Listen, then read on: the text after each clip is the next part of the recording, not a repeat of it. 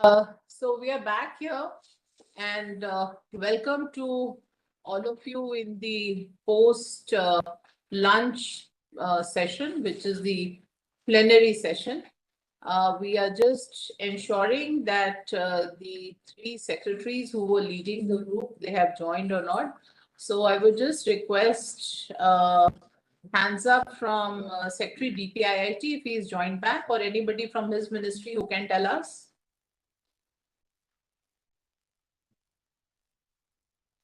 Ma'am, joining in just 1 minute, ma'am.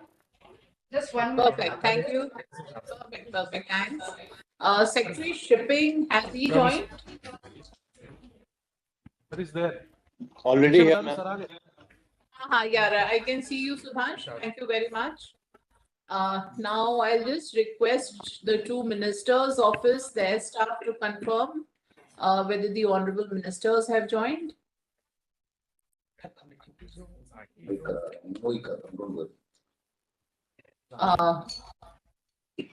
Can we please, someone, RP Singh, please ring up our minister's office and see अपने when is मंत्री the के यहाँ पे भी minister. Phone करवा दो जिविशा Sir, what I suggest is, Anurag sir, what I suggest, and Sudhansh, that we can start off with the presentations in about 2-3 minutes time from now. And probably ministers may join in as per their convenience, and they have to be there at the end of the session. But if you agree, we can start, because I also got a message that, Hanji sir. नहीं sorry आप message बताओ sorry to interrupt you I also got a message that Honorable Minister DPIIT has to leave for Raisina dialogue at 4:40. So if that be the case, and since we've appointed like say 10 minutes for each of the speakers and some again discussions in that eventual, and then 20 minutes at least by both the ministers. So we might just have to start in about 5-7 minutes. मेरे ख्याल से शुरू ही कर देना चाहिए एक बार बस दोनों मंत्री जी लोगों को बता दो आई एम श्योर देल से हमारे मंत्री जी का तो मुझे नॉर्मल आदत पड़ा कि अच्छा शुरू करो मैं ज्वाइन कर रहा हूँ क्विकली चेक कर same, I think, sir. ठीक है. I will just check, sir. Let us just check with them and then start. Okay. Sudhansh, आपके मंत्री जी join करेंगे? Shall we wait? No, ma'am, इस session में he is. Okay, ठीक है. He is traveling. He was there in the inaugural, but. Okay. Fine. So we'll just wait for 2 minutes.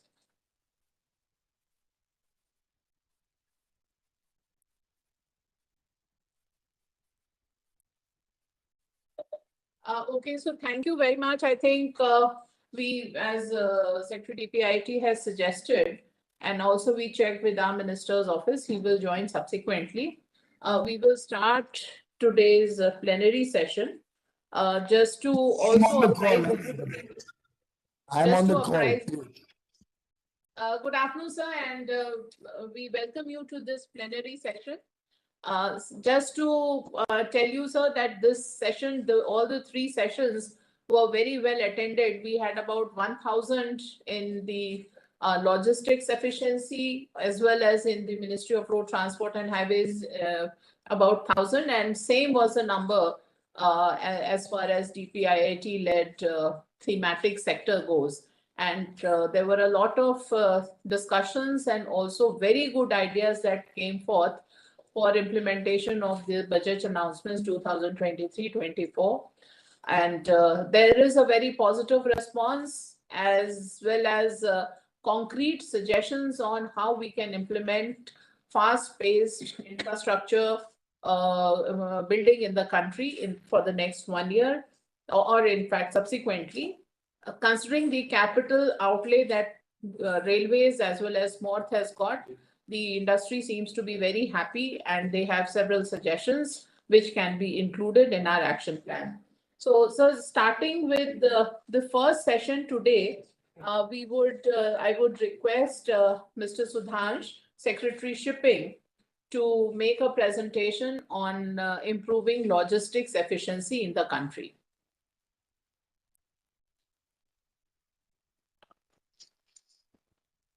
Honorable Minister for Commerce and Industry, my respected senior colleagues, all the participants. We had a very fruitful breakout session on logistics efficiency via multimodality and filling critical infrastructure gaps. The session was very well attended. At one point of time, we had more than 800 participants connected. And so there were more than 20 speakers, mostly from private sector. Towards the end, we also gave an opportunity to our colleagues in the government, various line ministries, related ministries, railways, road transport, highways, steel, etc. But they spoke for a very short time. Mostly it was taking feedback from and listening to the views and suggestions of our private sector experts. And a lot of useful suggestions came. Firstly, all of them, without exception, they appreciated the announcements made in this year's budget for giving an impetus to the growth of infrastructure, the PM Gatishakti project, and the coastal shipping announcement of VGF in coastal shipping. So they have been and provision of 75,000 crore rupees for the critical infrastructure gaps. So I would we made a short presentation on what was discussed during the breakout session and what is the way forward. So with your permission, sir, we will go ahead with the presentation. Next, please. So some of the major themes which got covered, we had given the speakers in consultation with them the subjects on which they would be speaking. So the first one was how to address the critical infrastructure gaps in the logistics sector. Then how to improve the logistics efficiency, more so by leveraging technology, and also how to increase PPP in this sector. Then achieving the multimodality through the rail, waterways, coastal shipping, Gatishakti terminals, and the road connectivity. And fourth, a much smaller segment, but relevant for some parts of the country, how to improve the urban water transportation with the Ro-Ro and Ropax kind of vessels. Next, please.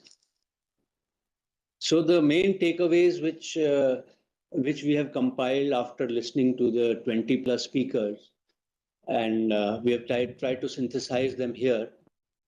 On the infrastructure side, some speakers felt there was a need for a comprehensive multimodal connectivity to the multimodal logistic parks, which they felt was the way forward, actually having more of these.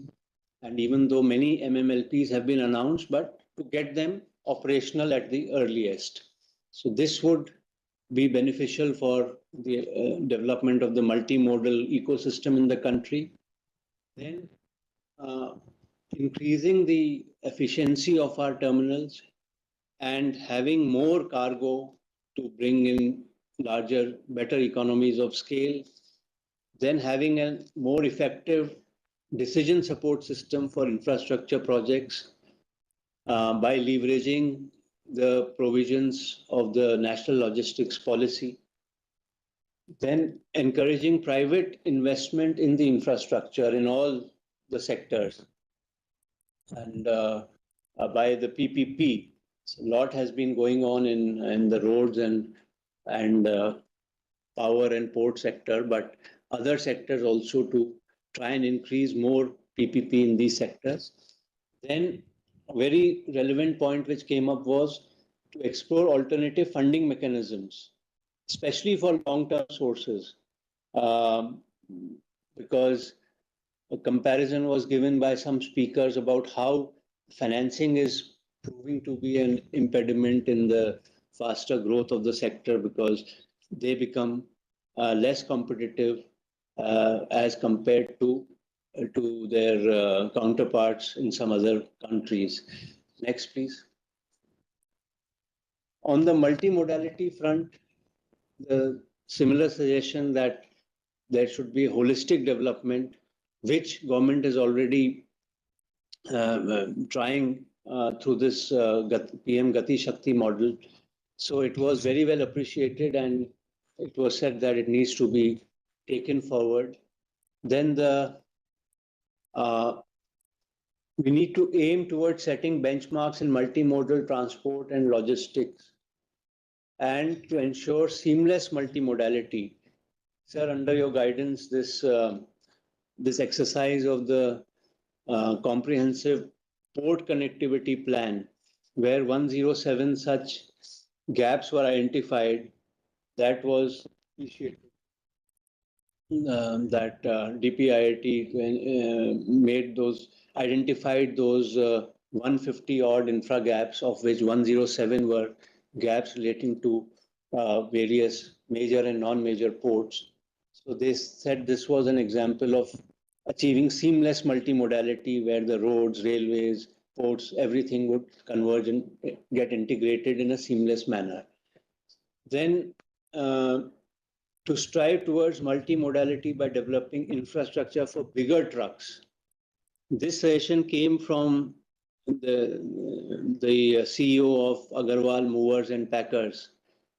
So he gave a lot of interesting ideas about how better utilization of the truck capacity, better size packages, use of cubes, etc. So, and the cubes and the containers which are being moved by road can be directly loaded onto the rails or to the ships. So he had a very interesting take on that. And then some of the speakers mentioned that the modal share of coastal and waterways is around 7%. It needs to go up to around 12% over the next 8 to 10 years.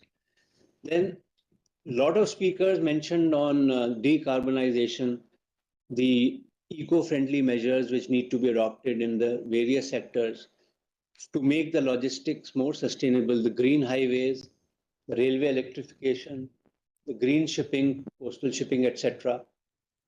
And also some of them also emphasize that we need policy support for increasing the demand for decarbonization and for financing such technology and development. Initially, the cost may be a little more, so they were looking at some kind of financing mechanism from the government side. Next, please. Then digitization and standardization found mention in several of the presentations. So they felt that entire logistics system ultimately will be online. Part of it already is. And the ULIP, which is a great initiative, it needs to be fully operationalized across all ministries. There are still some connectivity issues there. In all ministries are perhaps not fully onboarded, but everybody felt the ULIP was a great idea. But if all the ministries get fully covered, then truly the seamless logistics technological connection will be there. Then there was mention of leveraging provisions of the National Logistics Policy for optimization and synchronization of various procedures across the value chain. So a lot of ministries have already formulated their sectoral plans for efficient logistics, and some are in the process of doing so, but the provisions in the National Logistics Policy were by and large appreciated by all the participants. Coastal shipping, it finds separate mention in this year's budget, which says that there will be a viability gap funding for promoting coastal shipping. So again, for the funding of the vessels, since the long-term funding is not available generally, and if it is available, it's at very high interest rates. There was some mention of that. And then under the National Logistics Policy, in the sectoral plan for efficient logistics being developed by several ministries, if some percentage could be earmarked for coastal movement or movement across the waterways, And now with the VGF coming into play, that the cost factor could be neutralized. So the representative, the speaker from Tata Steel, he made a very interesting description about how they moved there's steel cargo from Jamshedpur right up to Northeast. And then it was felt that there was a need for level playing field for coastal shipping in inland waterways. We've already discussed the sectoral plans as part of the sectoral plan. Next, please. The other main issues which emerged were that containerization has to happen in all the modes, whether it is road transport or rail or sea transport, because it has its own efficiencies. Presently, the containerization is just about 20%, it was mentioned. Then there is a need was felt for multiple small-scale rail-linked freight terminals. Then it was felt that there is a need to incentivize manufacturing of port equipment, mostly cranes, which are being fully imported from countries like China at present, some from Korea. Under the Make in India initiative, this suggestion came up. And then there was a need for innovative, standardized and economical packaging solutions. This probably again from Agarwal Movers and Packers. They gave a lot of photographs, pictures showing how we could utilize our transportation space to the optimal by having different kind of packagings and sizes.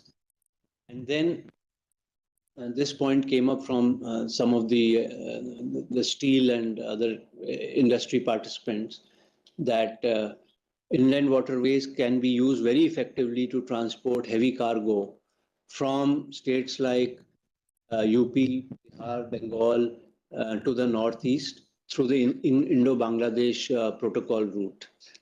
Next. So, sir, some of the points we have identified on the basis of the discussions today as the way ahead. On the PM Gatishakti National Master Plan, the integrated planning and implementation infrastructure projects towards enhanced multimodal connectivity, the logistics team in DPIIT is already doing it. They have the mechanism of the meetings and all. It has been found very effective, sir. So everybody felt that this mechanism should continue the way it is to ensure seamless integration and to avoid duplication of creation of infrastructure by different ministries. The unified logistics in ULIP platform for promoting digitization with initiatives such as PCS is the port connectivity system and single window systems, etc. So their integration is already there. Some glitches are there, but I think they are in the process of getting resolved. But by and large, systems are talking to each other across ministries. Then reduction in logistics costs as part of PM Gatishakti National Logistics Policy.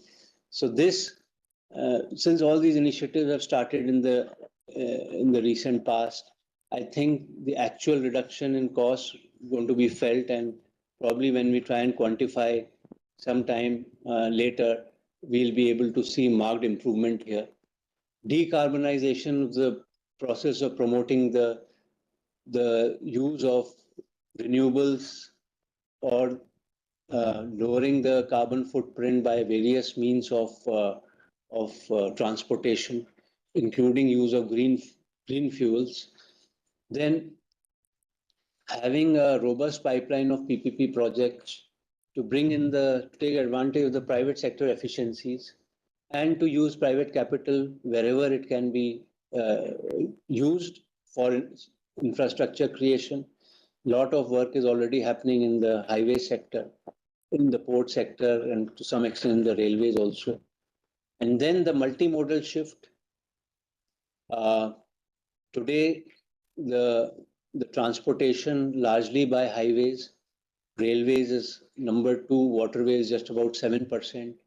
So one speaker said what the ideal kind of transportation breakup should be, about 40-45% by roads, highways, about 40% by railways and about 10 to 12% by waterways. Next. So this is just a summary, sir, of the deliberations which were held. We tried to capture it in a few slides. There's a lot of material. All the presentations have been shared. We'll in turn be sharing with the concerned ministries, sir. So that is all from my side, sir. Thank you.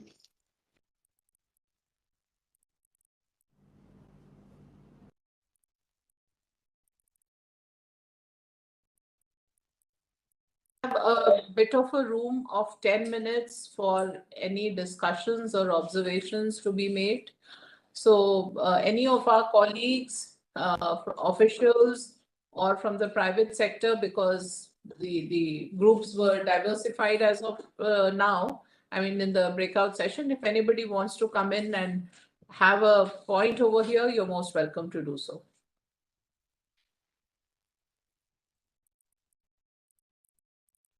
Sudhanshu, Anurag Jain here. I would like to ask you one question. There was a suggestion in your presentation that ULIP should be connected to all the concerned departments. To my understanding, what I was given to understand, that for the logistic efficiency, 7 departments and 32 platforms need to be integrated. Everything has been done. So if specifics can be asked from the person who made that suggestion, if they feel if there is a felt need of something else to be connected. One, we are working on GST. If they are apart from GST, which is already under our purview, which we are actually working on, if there is anything else, please let us know. Sir, I'll just like to clarify, but all departments, I did not mean all the ministry, all departments, but the relevant ministries which we have identified for connecting, for linking with the ULIP portal. So he meant that that integration should happen fast. It's not ministries outside the ambit of our ULIP platforms.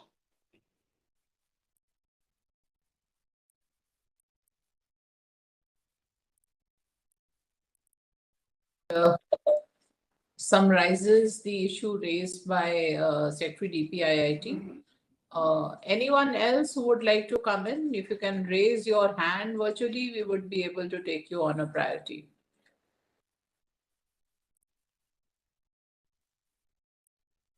In that case, I think we can take the next presentation by DPIIT. I think Ms. Sumita Daura is to make the presentation. I would request her to make her presentation. Yes, ma'am. Thank you, ma'am. And a very good afternoon, honorable ministers, esteemed participants. We had a very fruitful discussion with our panelists. We had 11 panelists and most of them from the private sector. And we have discussed the various aspects of the budget paras, which pertain to capital investment support to the state governments and enhancing private investment in infrastructure, suggestions for the harmonized master list of infrastructure, railways, logistics, and regional connectivity. I'll give a brief overview of the suggestions which have come. But before that, we have put 2 slides to give a flavor of the kind of suggestions which were coming on the PM Gatishakti National Master Plan.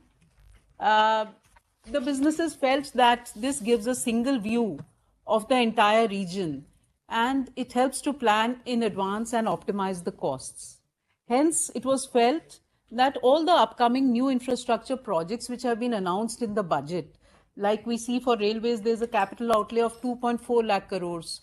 These should be mapped on the National Master Plan so that they can be planned with better connectivity. They also felt that all capex projects in both public and private sector should be mapped to the raw material availability. This is something which also came up in the Honorable Prime Minister's address in the morning. A third suggestion was that there are assets which are underutilized. It could be a railway freight line. These should also be mapped so that other users can leverage for bulk movement of their commodities. Then there was a suggestion that cargo terminals should be there on the National Master Plan with all connectivity port, rail, road. So this can be done intensively using the NMP.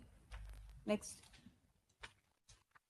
It was suggested that warehousing hubs should be planned with total connectivity and their location should be planned. All greenfield warehouses should be taken up on the National Master Plan. Similarly, warehouses which are in the public sector and they are to be monetized should be planned on the Gatishakti portal. Then there are parallel infrastructure projects, which could be across several ministries or even the state government. They should be mapped to avoid duplication. And also planning intermodal shift of freight from road to rail or rail to ship. This can all be planned on the Gatishakti National Master Plan. Next. Coming to specific suggestions, this is pertaining to our budget paras now. On the Infrastructure Finance Secretariat, which is being established now to assist stakeholders for more private investments in infrastructure. These are the suggestions which came up. That multimodal, first of all, the thought was that multimodal connectivity is critical for seamless movement of the cargo. In which context, for the Finance Secretariat, it was suggested that master plan for logistics facilities may be developed to attract private investment. Now, these would have examples such as the ones given here. It could be aggregation centers, warehouses, and multiple use infrastructure. And these should be planned close to the central business district so that it attracts investors and there is connectivity and there is low carbon footprint. A good suggestion was about cargo aggregation centers. It was felt that now that we are connecting the economic clusters with roads, rail, ports, and so on, multimodal connectivity is being given, we can easily locate cargo aggregation centers. And once these centers are located and planned and we attract private investment here, we link containerization, movement of containers to these aggregation centers. Similarly, it was also felt that cold storage facilities should be mapped along with the warehousing projects, which are to be monetized. So this was another suggestion. Next. Particularly on de-risking investment projects, since we are talking about attracting private investments, these are the suggestions on single window clearance. For EODB, ease of doing business, the Warehousing Association said that there are too many conditions, only mandatory conditions should be considered. And they should be designated domestic warehousing zones. So now that we are planning the multimodal logistics parks on the National Master Plan, why don't we also plan designated domestic warehousing zones with all connectivity, cold storage, other facilities, aggregation centers? In this context, when we plan for these zones, some areas were identified for private investment, which include, as is given here, e-commerce facilities for EXIM related operations, cold storage, and so on. Another idea was that all upcoming projects must be put on the portal and the states and private sector be made aware about this. Only then we can attract investments.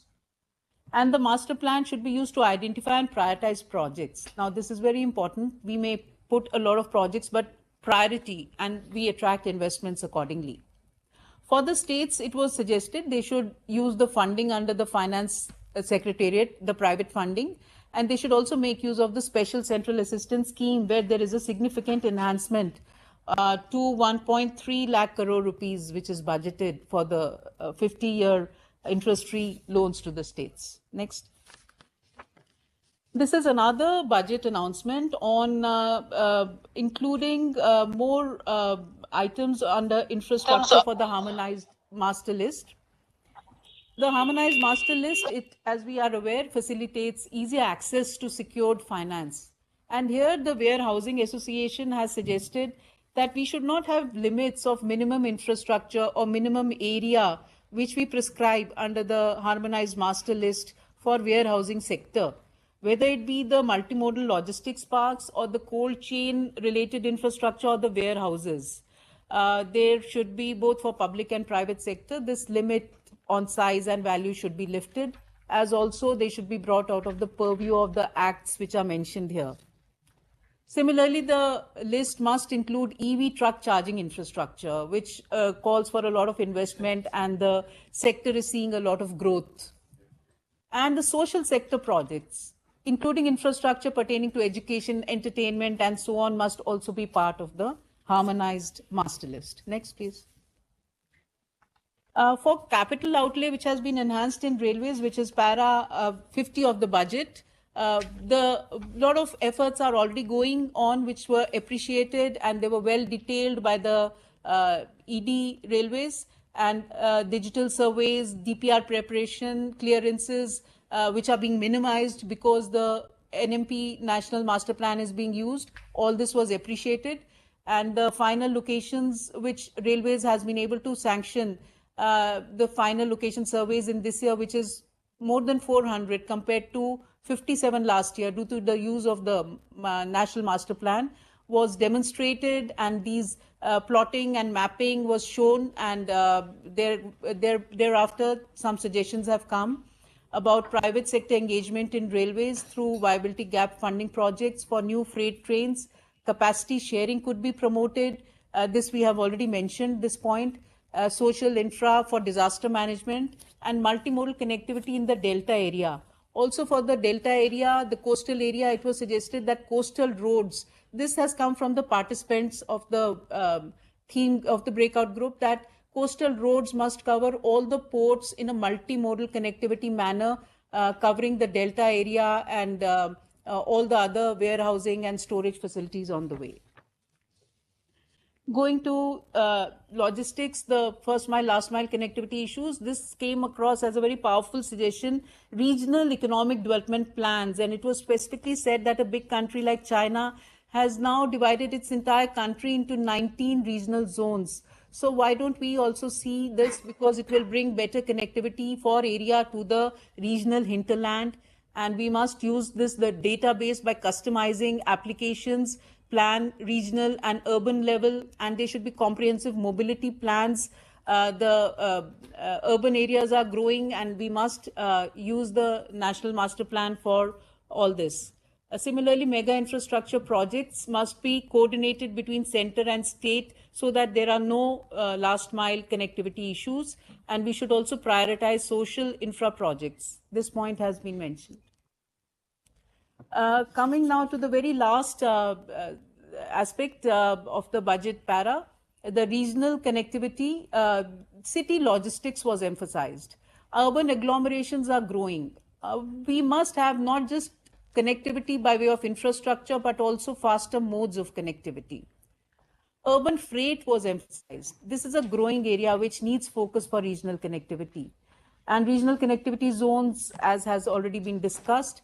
And another interesting point was the user ministries such as coal and steel, etc., must emphasize their requirements. Similarly, Mahua, the Urban Affairs Ministry, they must emphasize requirements rather than this being a supply-driven approach. Next. This slide is very interesting because it talks about air cargo, and it is suggested we should have dedicated cargo terminals, and also the Krishi Udan scheme should be promoted on the National Master Plan, and cargo village models must be developed through the National Master Plan. We must have the cargo with the cold storage facilities, facilitating movement of the cargo. Similarly, at the the roads which lead to the airports, there we must have continuous movement of EXIM related cargo. And lastly, the government agencies must be present at the airport to give single window clearance. It was felt that the future of business is in this area of last mile connectivity, movement of EXIM cargo, digitization, automation, bringing together collection centers, and so on. So this is from our side. This is our presentation. We have picked up a couple of we have 5 questions which we've picked up from the stream of questions we got and the stream of suggestions we got from our participants. We've put the questions here. I request Mr. Chaudhary Sudeep Chaudhary from MODE to quickly answer the first question. Yes, sir. Yes, ma'am. The model actually and the MCA for NML3 that has been developed has evolved based on extensive discussions with all stakeholders. And as current projects have been awarded, those indicate that this evinces good market response. So the provision at present is that at least 4-lane connectivity, road connectivity has to be provided within 2 years of appointed date and before COD, whichever is earlier. So that we feel at the moment provides adequate comfort to the developers. Based on the experiences gained and as we progress, taking up more and more projects, the document will be refined further and which will be an evolving process. So we are taking cognizance of this. We are seeing the connectivity before the RFP is floated. Right. So going to the next question, that is for railways for uninterrupted connectivity. How is this being coordinated for the ED railways, please? Thank you, ma'am. Regarding this MOR coordinating with Ministry of Road Transport and Highways, so using National Master Plan portal, all goods sets of Indian Railways have been mapped on portal. Ministry of Road Transport and Highways has started analyzing those goods sets and prioritize first top 200 goods sets based on the volume handled at these goods sets, to analyze that what kind of requirement is there, whether it could be connected under the existing projects, sanctioned projects or ongoing projects. And all future projects of MORTH, we analyze through proximity tool of NMP portal that what all goods sets are coming in that proximity and whether there is a possibility of providing first mile, last mile connectivity. Yes, and there's also possibility of better coordination with the national highways, state highways. Yes, Yeah? yes. Because the smaller towns, yeah. Okay. Thank you. We go to the next, please. These are the next slide. Last 3 questions which we'll handle. I request Mr. Keiko Gazdar to kindly answer this question number 3. Thank you, ma'am. Freight stations the world over have shown how cargo can be decongestionized at the various airports. Now, as real estate in our airports are extremely tight and expansion plans are very, very contained, freight stations which are located outside of the airports play a big role in aggregating of cargo and moving it in a containerized or palletized way straight into the cargo terminals. This will help, one, in decongesting the terminals and also have less cargo moving on the roads. This will be a big game changer as well for the movement of cargo and help freight stations decongest cargo terminals. Thank you, ma'am. Thank you. Thank you. I request Mr. Amit Kumar Singh to kindly answer the 4th question, the Central Warehousing Corporation MD, please.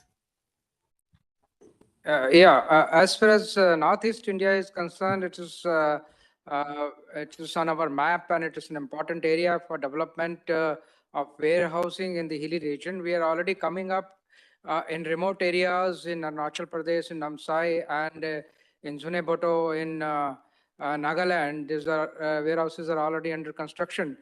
And with all these state governments, basically the land availability being an issue, we are in coordination with the state governments for the provision of land. And we are actively looking at creation of capacity in the Northeast India. We have also had an MOU with the Arunachal Pradesh government for Fog to Farm program for placing solar powered cold rooms at 3 locations. For that also we are working. So we are actively, in fact, looking for expansion and creation of facilities in that region.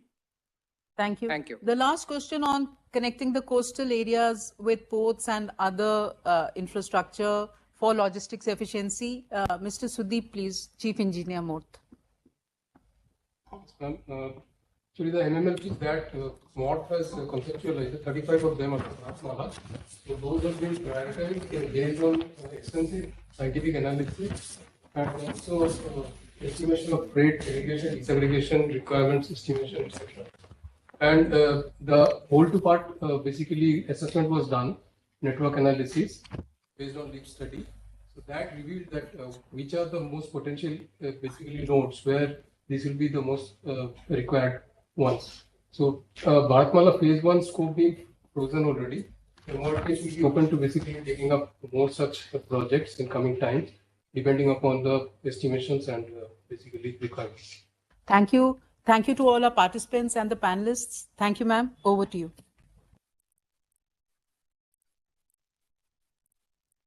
So thank you so much, Sumita. That was really comprehensive. And we can just have about 5 minutes if there are any hands up or anybody has a question any further from any of the other two groups who were not there in the breakout session with the DBIIT. So I could see somebody, one Mr. Can you just... ऐसा तो click करके madam को लाया है यहाँ पे unmute कर Yes, Mr. Patra.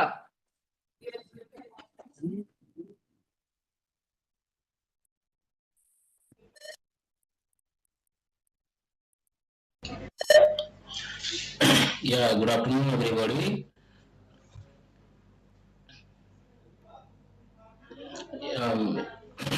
So basically, we are executing various projects under MRTH and NHI. The prime concern we are facing in the availability of the raw materials like aggregate and sand.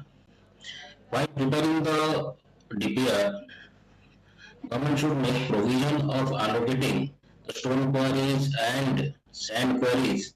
This should be identified and pre-allocated so that the works can be executed in the smoothly, because this aggregate and sand availability is a very tough job while executing. This should be considered.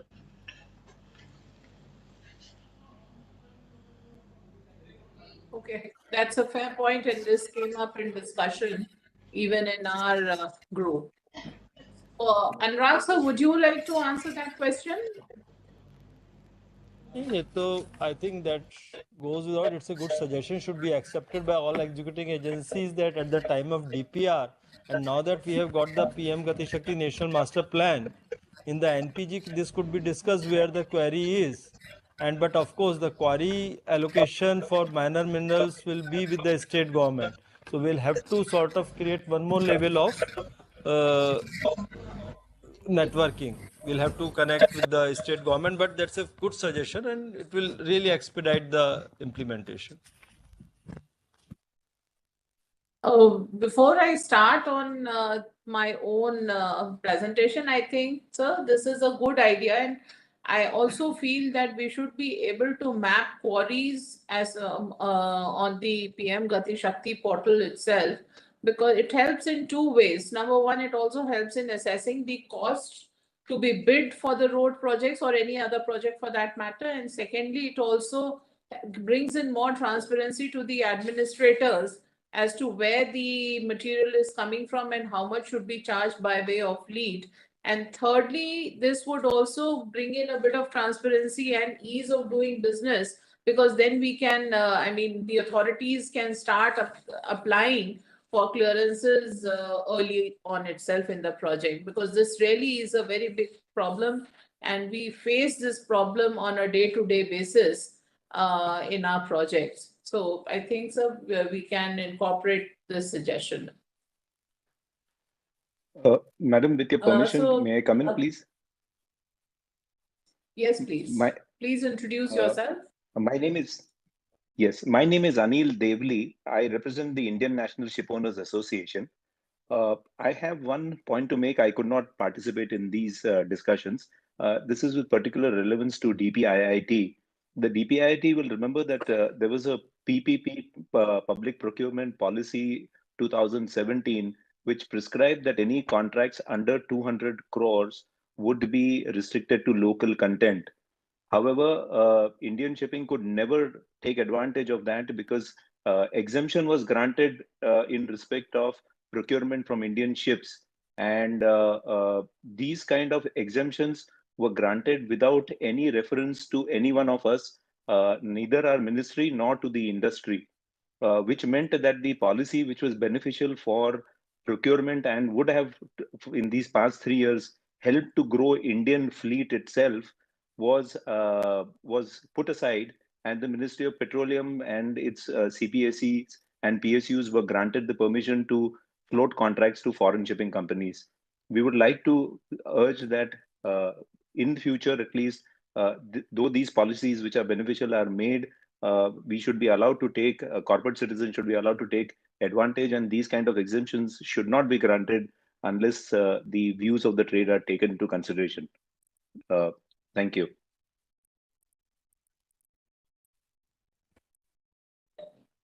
A very valid suggestion, but we'll just check why this was and how it was issued. For this, there is a mechanism. There is a committee under the chairmanship of coordination, secretary coordination, cabinet secretariat, where the concerned ministry is represented whenever there is an exemption which is requested by anybody. So, like what has happened, the cases which has happened during my tenure in last 1.5 years, we have been reasonably strict, and more importantly, where we know for sure that something is not going to happen, there also exemption has been granted for one particular year. We'll review the decision after a year. There is no permanent exemption, but still that you have made a suggestion, we'll engage and find out if there is a permanent exemption, then we'll see how to address that. But I don't think there will be a permanent exemption like this. We'll check and come back to you.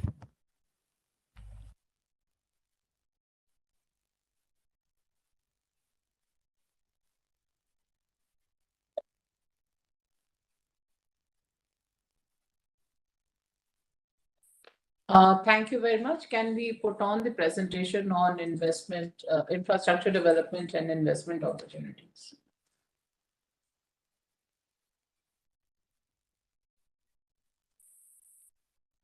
Thank you. So this was the third thematic discussion that we had today on infrastructure and investment, improving logistics efficiency with PM Gatishakti National Master Plan. Please go to the next.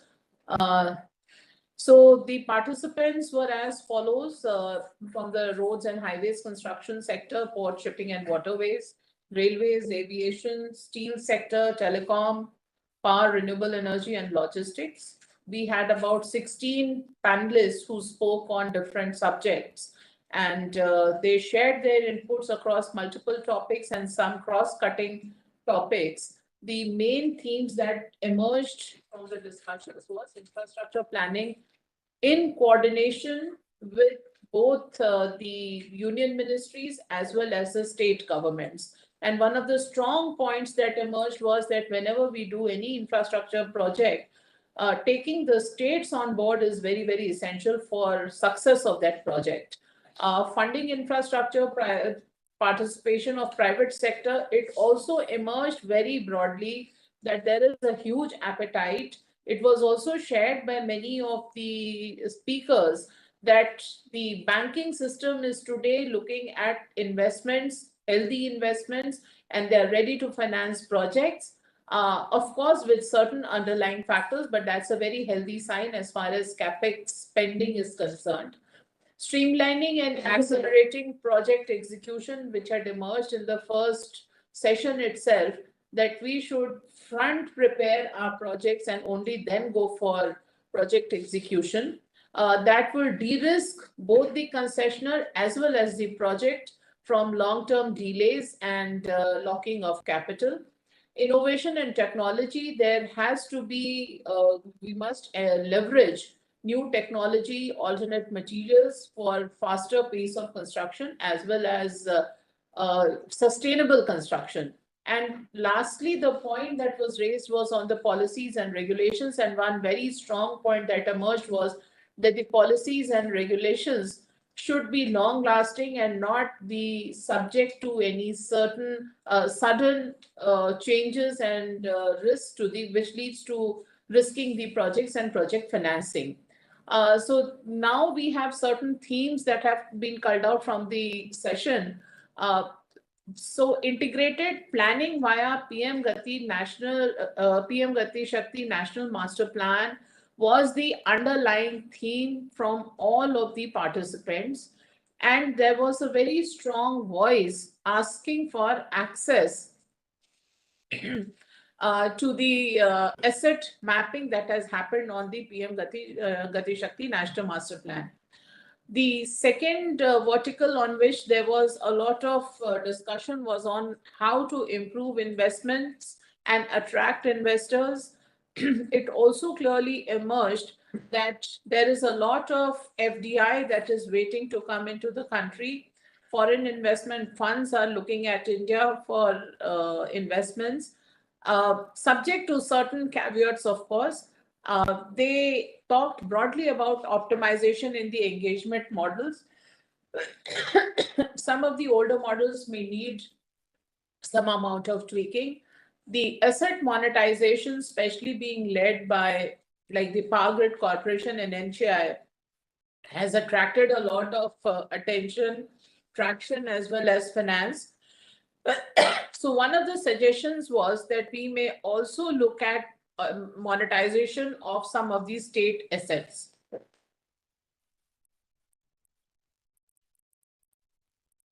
Sorry, state assets through the experience gained by the union ministries over here.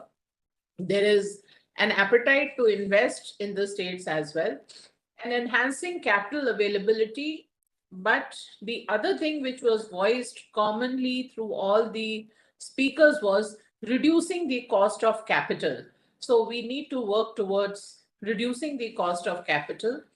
Dispute resolution as far as implementation of our projects is concerned also emerged as a very big underlying theme, where they spoke about shared responsibilities and limiting risk. It has to be looked into right at the beginning of the project, mid-course, or towards the end.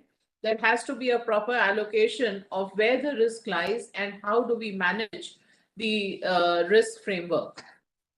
The three enablers which have been spoken about and which was the policies and regulations. Number one, predictable regulatory framework. The taxation, so applicable tax framework, like some of our investors, foreign investors who have invested in our InvITs are looking at certain shocks that have come right in the current budget in terms of taxation on the capital.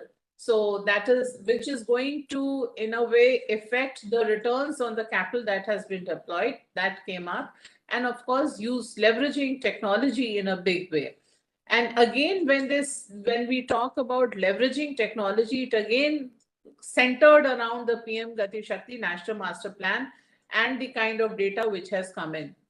The sub-theme one in which the inputs were received were on extended planning within the public sector.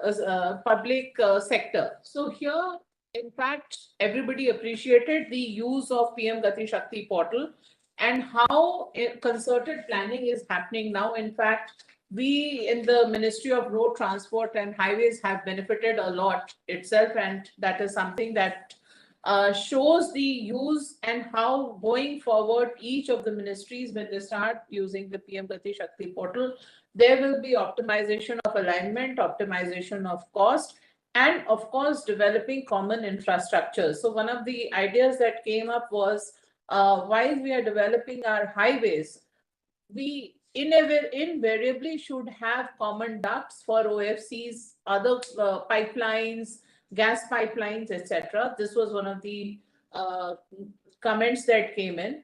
And as I said, that involvement of the state governments in planning and prioritization of projects came up in a very big way. There was also a very interesting comment that came that the project development should be in two phases. Pre-construction activities, and only once all the pre-construction activities have been completed, for example, land acquisition, availability of the non-agricultural land permissions, the other clearances that are required to be taken, forest clearances, etc., etc. Once everything is in place, only then the projects may be bid out. That will help in de-risking the projects and may also help in reducing the cost to the project. So this was a very important thing that has emerged. in the Ministry of Road Transport and Highways, we had several such pitfalls in the earlier phases, till such time that a policy came in where we do not allow any project to commence till 90% of the land is made available or forest clearances, etc., are in place. But I think we still get stuck as far as land acquisition is concerned. So this is something that needs to be taken care of. Going forward, taking the state governments on board, whether they will be willing partners as far as land acquisition is concerned, maybe sharing of the cost is also something that needs to be considered. Now, the other point that was discussed was inclusion of private sector in the planning process. And this is what I was saying, that there was a demand for PM Gati National access to PM Gatishakti National Master Plan for ensuring more optimal and coordinated planning, specifically as far as the transmission lines, water pipelines, telecom cables, etc., are concerned. CMD NTPC spoke at length about this entire integrated approach of planning and how it would reduce the cost. Multimodal planning for these. So this was one of the things that was spoken about, that while we are planning for all of these infrastructures, one interesting item came was, why don't we map everything, like the road infrastructure or the furniture or the miles, whatever is asset is there on the roads or elsewhere, that should be mapped. That will help in planning much better and reducing the cost. The one more principle came up was plan for intermodal mobility or multimodal mobility, which is going to bring the down the cost of infrastructure, the cost of transportation. So like CMD NTPC spoke of a very interesting thing, that how they plan to use rail and coastal shipping to export the coal. The cost would be much lesser. It would decongest the cities, and it would also bring down the entire cost of power to the consumer also. So these are certainly very interesting things that came up. Establishing a seamless first mile and last mile connectivity, both in terms of road, rail, and waterways. And this was something I think that came up as a discussion point even in the DPIIT group. Just to mention over here that through MOD, we have covered almost 98% of our coastline through the Bharatmala. So that has been done, but then there would always be some last mile connectivity which would be left. Currently, with the Sagar Mala program of Ministry of Shipping is being catered to by the National Highway Authority of India, where we have set up a special cell to look after port connectivity. And that was also the demand from many of the speakers, that this last mile connectivity should be looked into. From cross-sectoral inputs, the issue that came up again as was augment and complement expansion of telecom sector by leveraging existing transmission infrastructure. How we could, the other issue that came up was, how do we quickly roll out 5G, a solid plan for rolling out of 5G using the current infrastructure. The other cross-sector theme that emerged was to establish India as an aviation hub. Various suggestions were given as to how we could make India an aviation hub. Those we will put up as the action points in the paper to be submitted to the government. Next, please. This is the next point, next theme, where we're talking about attracting investors. As I said, and at the cost of repetition, there is an appetite in the market, both domestic as well as the international market, banking sector, finance houses, to invest money. And that is a very good sign, as that would lead to more more parties getting involved in infrastructure development, participating in the projects that are to come this year, keeping in mind the increase in capital outlay for this current year of 2,70,000. in road sector and 2,40,000 in the railway sector. Releasing pipeline for projects for monetization, one good suggestion that came was that we must have a transparent plan wherein we should be able to tell what are the assets that we are taking up for monetization. Number one. Number two, there is also a case of choosing the assets very, very carefully, because with the kind of expansion that we are doing in the road network, people felt that competing roads should not be offered. So that was point number two. And point number three on this entire issue was also to have a clear roadmap of, in fact, not only a roadmap for monetization, but the third point which was being talked about, and this is what we were feeling in Ministry of Road Transport, that there is a group which always talks about BOT projects.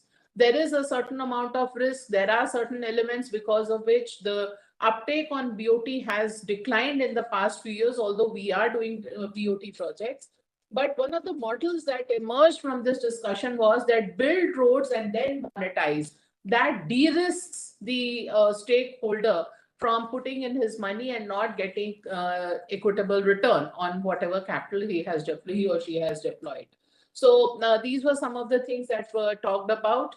Structuring and adopting proven monetization framework, TOT and InvIT find a lot of favor, and they talk about adopting standard concession agreements. Another thing that emerged from the discussion was that the concept of index-based inflation admissibility should be adopted across ministries and state governments as in the road sector.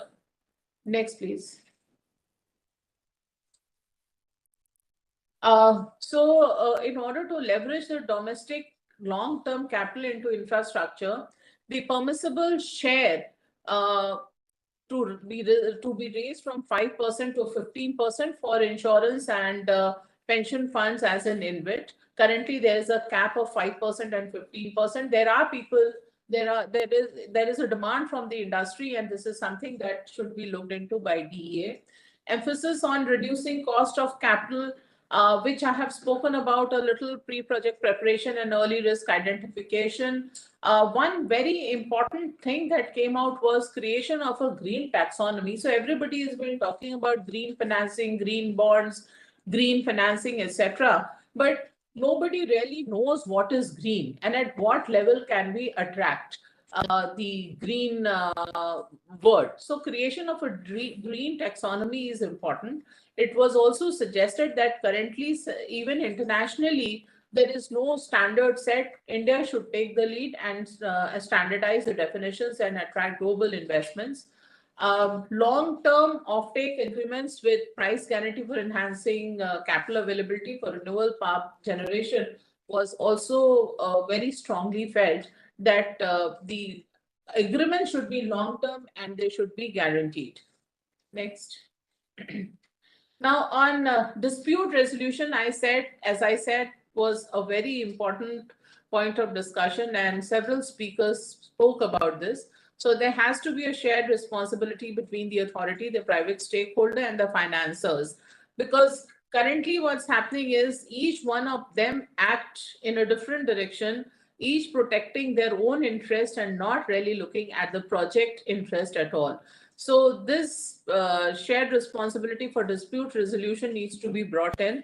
The dispute resolution boards, arbitration mechanisms, and also talk about limiting the judicial review. So arbitration happens, then we go to High Court, double bench, and Supreme Court. So there was a talk about limiting arbitration at some point in time. In fact, one of the schemes being brought in by Ministry of Finance, Vivad Se Vishwas Part 2, would cater to this demand or discussion that came forth today, with its principles being, capping the amounts and stages at which the settlements can happen. Ease of cash flow of investors through part payment. So termination payments are generally a very, very sticky point, and people arbitrate. People fight a lot on contractors, and government has been fighting on termination payments. So these are mechanisms. There should be a mechanism to settle the termination payments prior to the dispute resolution itself. There are a lot of models which are emerging. There has to be a flexibility in models. One size fits all doesn't work. In fact, prior to this discussion, one of the suggestions was how can we have a graded model in HAM? So currently it's 60-40. We had a discussion with the NHBF, and we found that there are many takers even on a 70-30, 80-20 or 90-10 models also. So while BOT asked for 100% stake capital from the developer, here we are talking about a 70-30 or a graded model of HAM. So these are possibilities and should be worked out in the next financial year. The last one is on policies, regulations, and technology. So there is a talk about long-term predictability in policies and regulations to give a steady and predictable return, because this is what impacts involvement of the sector in the infrastructure. Sometimes we see that there is a large uptake by contractors and developers in the projects, and then there are times where we see people are not interested. This will all depend upon the predictability in the policies and also on the payment mechanisms or dispute resolution mechanism that we have spoken about earlier. There was also a mention about uncertainty around taxes.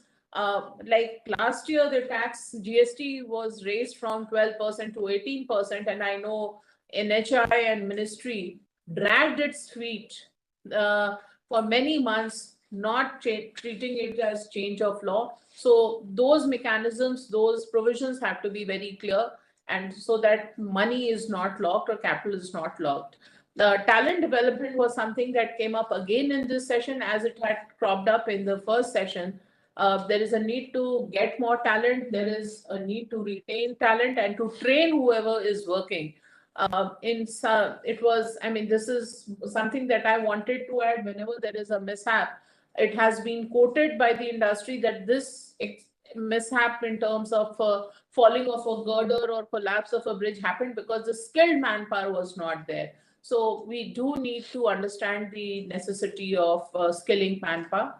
I will not emphasize again on the technology or digitizing the entire value chain, which starts from planning to implementation and execution.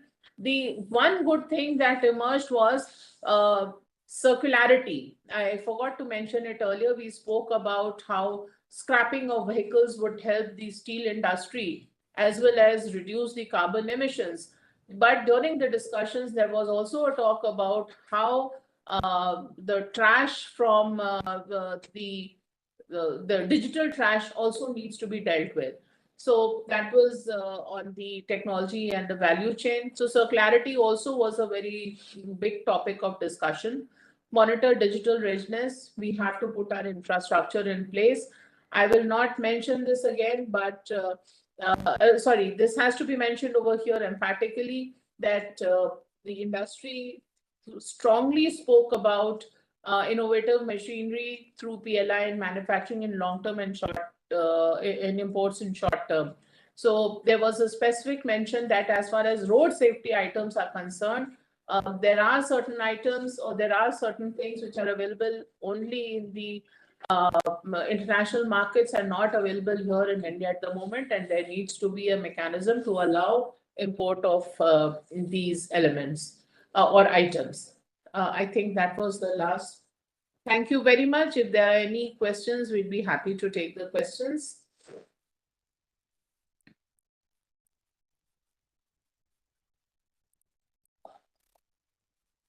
I think we can now.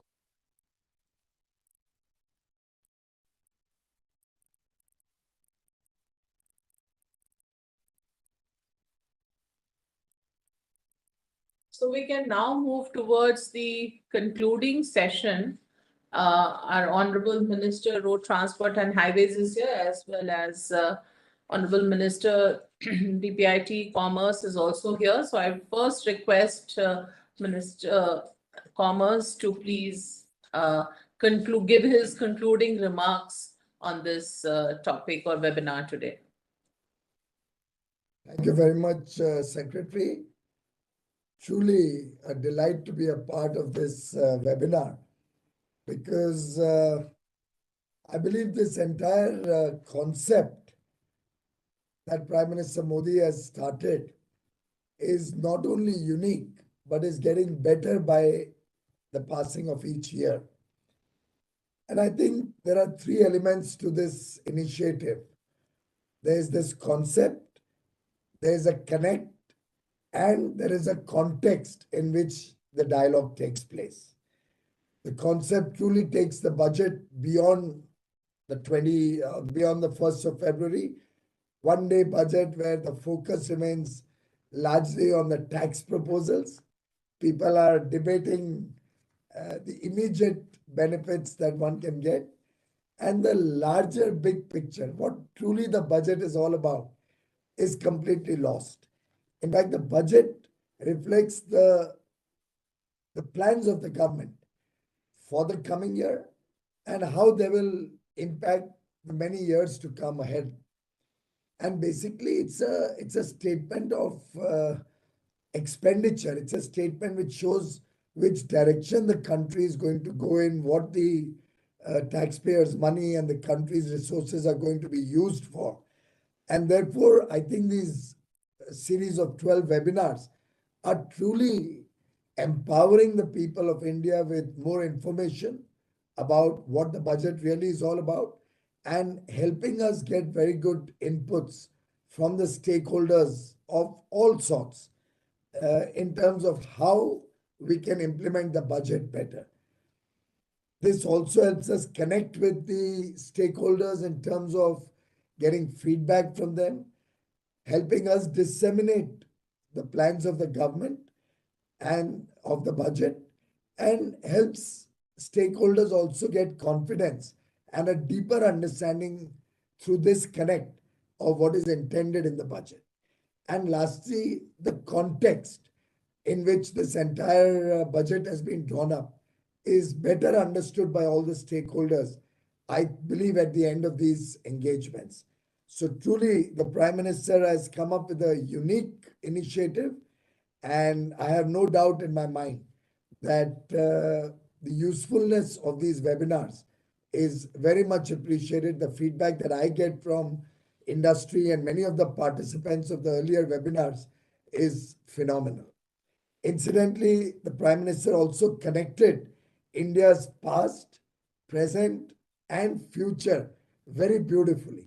The infrastructure going back to thousands of years, how we've been able to, in the last few years, transform the pace of development of infrastructure, the scale, and the speed has been very, very much appreciated across the world. But more importantly, committing such large value of resources of the country to creating infrastructure, to supporting logistics, making logistics more affordable and viable is the central theme, the context in which this budget will help us lay the foundation of India over the next 25 years in the Amrit Kal. Of course, the Kutch experience also shows us that this has been the Prime Minister's vision and his style of working for many, many years. He's always thought for the long term, and he believes in empowerment, not just entitlement. For him, outlays were not important.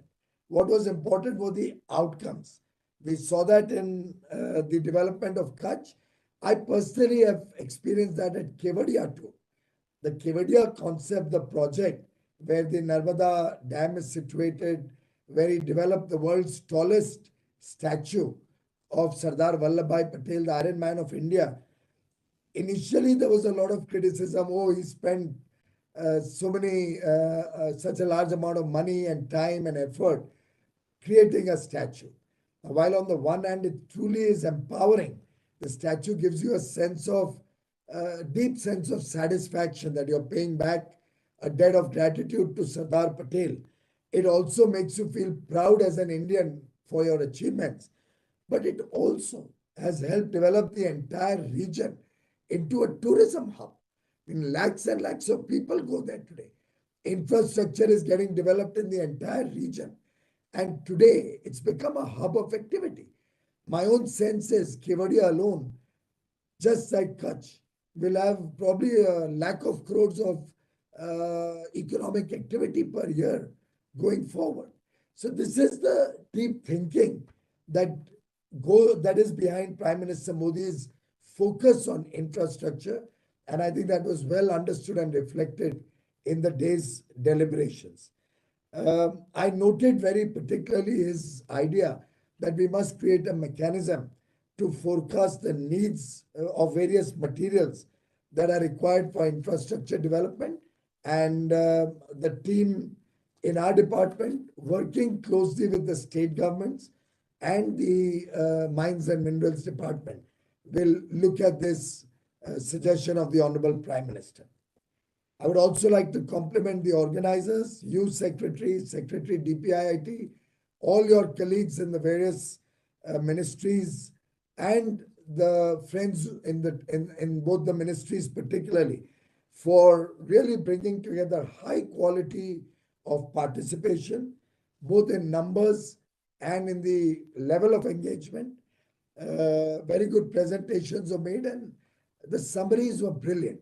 You actually captured the debate through the day. And I'm sure going forward, we'll be able to actually act on many of the suggestions that have come out. Amongst the many things, I will not delve in all the various issues that were discussed, but clearly, if we are looking for a bright future for India, we are looking at the Amrit Kal making India a developed nation, we will have to create a foundation or an overlay of infrastructure which is truly world-class, which is affordable, which is sustainable, and which outlasts India's current needs, plans for the future. So I have no doubt in my mind that the various suggestions that came up today, which in a way reflect now that we are moving beyond whole of the government to whole of the nation. With all the states onboarded on PM Gatishakti, 30 ministries already onboarded, with the participation of stakeholders from the private sector, it clearly shows that now we are looking at whole of the nation, working to a collective plan and with a sense of duty to achieve these noble objectives. One thought that came up, we had the PPP, the public-private partnership, or in fact, the Prime Minister had once said, people-public-private partnership, expanding the scope of PPP in infra development, and even in the 75,000 crores earmarked for critical last mile connectivity projects, 15,000 crores are for PPP projects. While PPP is an effective mechanism for financing and development of modern infrastructure, in a way it shares risk, it also helps the private sector contribute and get a reasonably good return on their infrastructure investments. The current Gatishakti planning and the way we are now embarking on last mile connectivity, this will help us de-risk projects because now time and cost overruns can be controlled, land acquisition can be more efficient, administrative risks of the project are reduced because states and center, everybody is on board from day one. Project planning becomes smarter, the Japanese style, who normally spend more time in planning than it takes to execute the project, because they believe good planning is the key to successful implementation. So I think we can now really expand our PPP outlook. Many suggestions about banking, long-term capital availability or long-term loan availability for a longer stretch of time, depending on the duration of the project. All of those are very important suggestions on which I'm sure the government will address various issues. One thought that came to my mind hearing the contractors' problems, I think we'll have to have a deeper engagement with the contractors to understand what are the various suggestions they have. For example, our drafting of contracts needs to be more balanced, more practical, fair, equitable. Similarly, we have to bring quality into every contract. Quality should be the criteria before deciding the winner of the contract, not just L1. Similarly, you talked of arbitration and all of that. I believe we should, as far as possible, provide for the contract itself to mitigate all these differences of opinion. Very often the contracts are skewed in such a way that they lend themselves to litigation and arbitration. Instead of that, let's focus on making the contract itself better. And finally, of course, the time should be the sense of contracts that we make. And lastly, one point that didn't come out today, if we have to meet 110 lakh crores of national infrastructure pipeline, we'll need many more contractors. Our good infrastructure contracting companies are very few. We'll have to see how we can encourage more companies to come into the contracting field and become infrastructure creators. So thank you very much. I think I've stuck to my 13 minutes time. Clearly, technology, digitization, and soft skills, the managerial talent, which was amply reflected in the various outcome documents, will lead the way going forward. My best wishes to all the participants who really contributed to making this webinar a grand success. Thank you. Thank you very much, sir, for a very succinct roundup of the discussions today. And we know that you, under your leadership, are really driving the PM Gatishakti planning. And all of us infrastructure ministries are forever now looking at more and more usage of this portal. With this, now I would like to request Honorable Minister, Road Transport and Highways, Shri Nitin Gadkari ji, to make his concluding remarks. Although I am seeing a couple of hands at this point in time, but I know both the ministers have to leave. So please leave your questions in the chat box. And I do promise that we will revert with the answers. Madam, my apologies. I couldn't see Gadkari ji on the phone. Namaskar, Gadkari ji. I'm sorry, मैंने शुरुआत में acknowledge नहीं किया आपकी leadership को, but आपका धन्यवाद, आपने जिस प्रकार से इस पूरे initiative को lead किया है. बहुत बहुत धन्यवाद. Thank you. Thank you so much, sir. Thank you so much. सम्मान्य पीयूष गोयल जी, अनुराग जैन, सेक्रेटरी DPIIT, हमारे विभाग के सचिव अलका उपाध्याय, शिपिंग सचिव सुधांश पंत जी, सभी सम्मान्य अतिथिगण, अधिकारीगण, देवी और सज्जनों, सबसे पहले आप सब लोगों ने आज दिन भर ये जो वेबिनार हुआ है, इसमें जो सुझाव दिए, इसके लिए मैं आप सबके प्रति आभार व्यक्त करता हूं। माननीय प्रधानमंत्री जी ने आज सुबह अपने भाषण में इंफ्रास्ट्रक्चर को कैसी हाईएस्ट प्रायोरिटी हमारी सरकार ने दी है, ये बात यथार्थ रूप से आपके सामने रखी है। उनके विजन के अनुसार $5 ट्रिलियन की इकोनॉमी बनाना ये लक्ष्य है और विदाउट इंफ्रास्ट्रक्चर डेवलपमेंट हो नहीं सकता, और इसलिए उन्होंने इंफ्रास्ट्रक्चर की प्राथमिकता के आधार पर ही करीब 10 लाख करोड़ की बजट प्रोविजन इंफ्रास्ट्रक्चर के लिए की है। मेरा विश्वास है कि निश्चित रूप से we are the fastest growing economy और इंफ्रास्ट्रक्चर डेवलपमेंट के साथ वर्ल्ड की इकोनॉमी में अग्रसर बनने में इसमें निश्चित रूप से फायदा होगा। जहां तक सबसे इंपॉर्टेंट चीज है लॉजिस्टिक कॉस्ट की, लॉजिस्टिक कॉस्ट को कम करने के लिए 3 बातें बहुत महत्वपूर्ण है। पहला है टाइम, दूसरा है डिस्टेंस और तीसरा है फ्यूल। टाइम के बारे में जिस प्रकार का रोड इंफ्रास्ट्रक्चर हम बना रहे हैं, उसमें से टाइम काफी कम हो जाएगा। जहां 8-8, 10-10 घंटे लगते थे, वो अब 3-3.5 घंटे में हम जा सकेंगे, जिसके कारण टाइम सेविंग के लिए हमने ये कोशिश की है। भारतमाला में हमने ग्रीन अलाइनमेंट बनाई है, जिससे डिस्टेंस भी कम हो रहा है। जैसे दिल्ली से चेन्नई का डिस्टेंस कम से कम हमारी नई हाईवे के कारण, दिल्ली मुंबई और बाद में सूरत से चेन्नई तक, इसके कारण हम 3 घंटे कम से कम 300 किलोमीटर इससे कम करेंगे।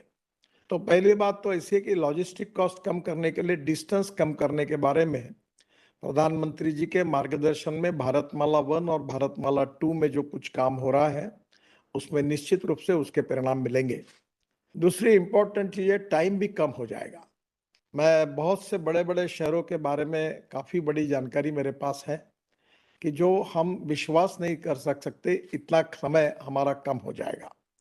जहाँ 9 घंटे 11 घंटे लगते थे, वहाँ 2-2.5 घंटे में हम पहुंच सकेंगे। और इसलिए स्वाभाविक रूप से टाइम भी कम हो रहा है, डिस्टेंस भी कम हो रहा है।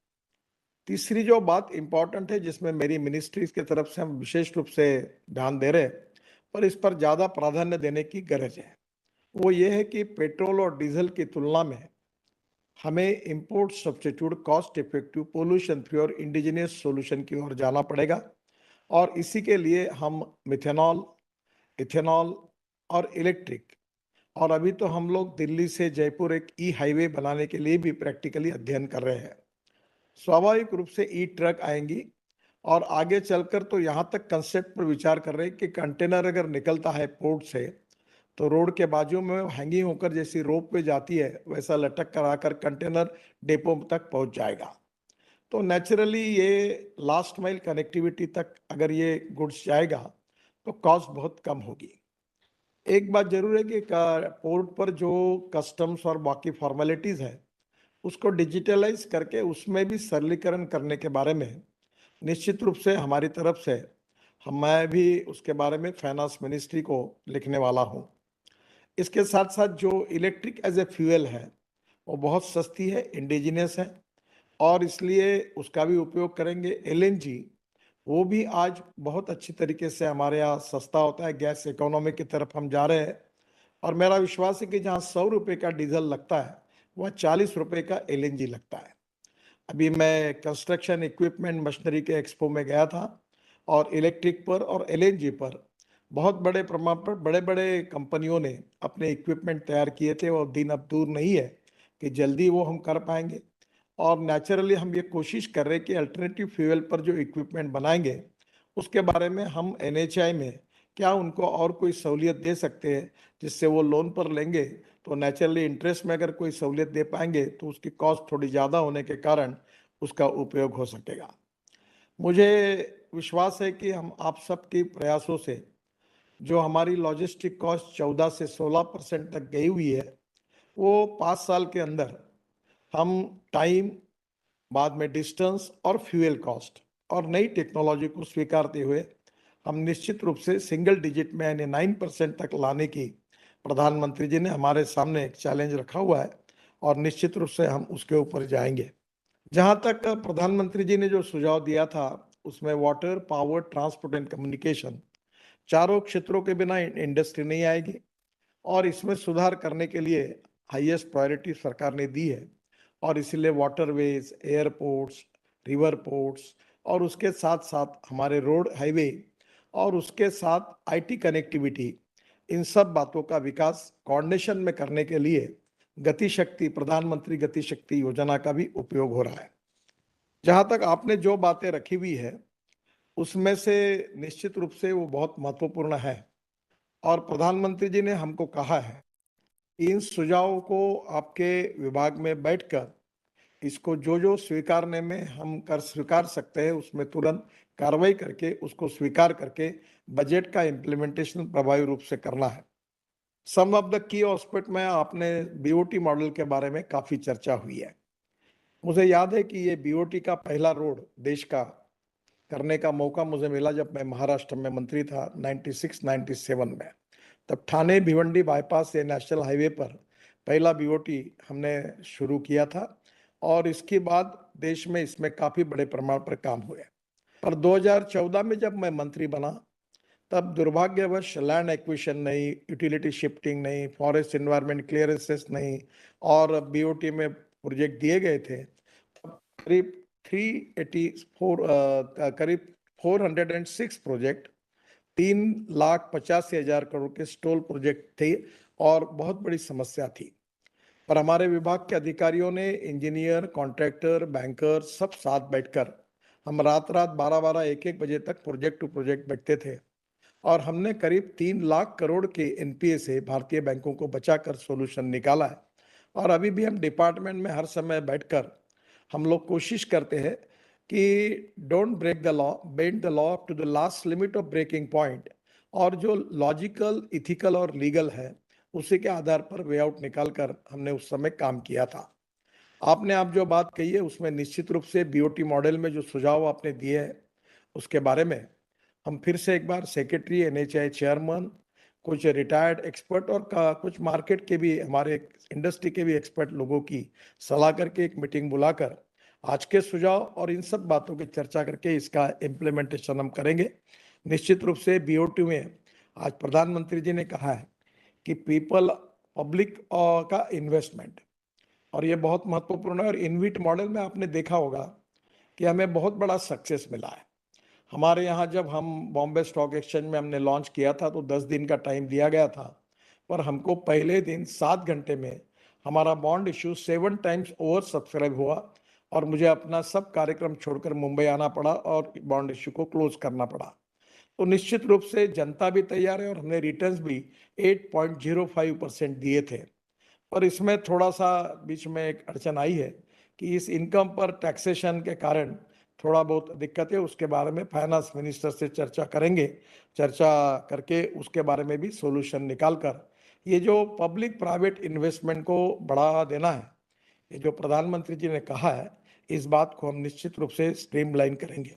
जहाँ तक स्ट्रॉन्ग डिस्प्यूट रिजोल्यूशन है मैकेनिज्म, ये आपकी बात है, इसमें हमने काफी सुधार किया है। पर टाइम के बारे में अभी भी और इसमें गति बढ़ाने के बारे में आपके सुझाव आए हैं। एक महत्वपूर्ण बात यह भी है कि हाईएस्ट जो पावरफुल हमारे कोर्ट है, सुप्रीम कोर्ट, उनके डिसीजन के बाद, फाइनल डिसीजन के बाद हमारे नीतियों में भी सुधार होने चाहिए। तो उसका भी अध्ययन करके एक बड़ी कमेटी बिठाकर हम लोग डिस्प्यूट ही क्रिएट ना हो, इसके लिए पॉलिसी डिसीजन क्या कर सकते हैं इसके बारे में भी कोशिश करेंगे।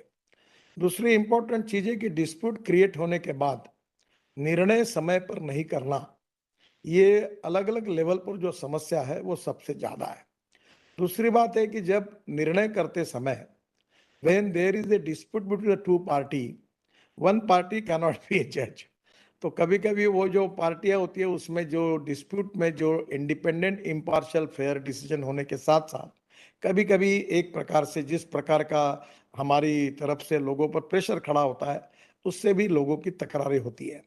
तो हम लोग निश्चित रूप से कोशिश करेंगे कि इंडिपेंडेंट, इम्पार्शियल, फेयर, ये जो डिस्प्यूट सॉल्विंग मैकेनिज्म है, जिसमें इस बार वित्त मंत्री जी ने भी विशेष रूप से इसका आग्रह किया है, तो वित्त मंत्री जी की घोषणा के बाद हमारी विभाग में भी हम लोग बैठकर इसके बारे में कैसी नीति अपनाई जाएगी इसके बारे में भी हम जरूर विचार करेंगे। ये दोनों बातों पर, बीओटी और डिस्प्यूट रेजोल्यूशन, इसके ऊपर आज के आपके सुझाव के आधार पर एनएचआई चेयरमैन, सेक्रेटरी और इसके एक्सपर्ट लोगों के साथ दोनों मीटिंग करा के हम पॉलिसी में जो भी कुछ आवश्यकता होगी वो सुधार करेंगे। जो व्हीकल स्क्रैपिंग पॉलिसी है, वो जो विशेष रूप से सर्कुलर इकोनॉमी की बात हुई, वो बहुत इंपॉर्टेंट है। उसमें दो बातें इंपॉर्टेंट है कि बड़े प्रमाण पर ये शुरू करने के लिए अभी एक राज्य सरकार ने विशेष रूप से फिटनेस सेंटर, ये हमारे पास काफी कम है जो इसको सर्टिफाई करेंगे, और पूरी सिस्टम को जब तक सिंक्रोनाइज नहीं कर पाएंगे तब तक इसको गति नहीं मिल सकती। तो एक तरफ स्क्रैपिंग व्हीकल, जिसके बारे में हमारी सरकार ने ये निर्णय किया है कि 15 साल के बाद कोई भी गवर्नमेंट व्हीकल्स जो है उनको हम लोग अभी स्क्रैपिंग के लिए तुरंत करेंगे, और वो स्वाभाविक रूप से इससे 10 से 12 लाख व्हीकल उपलब्ध होंगे।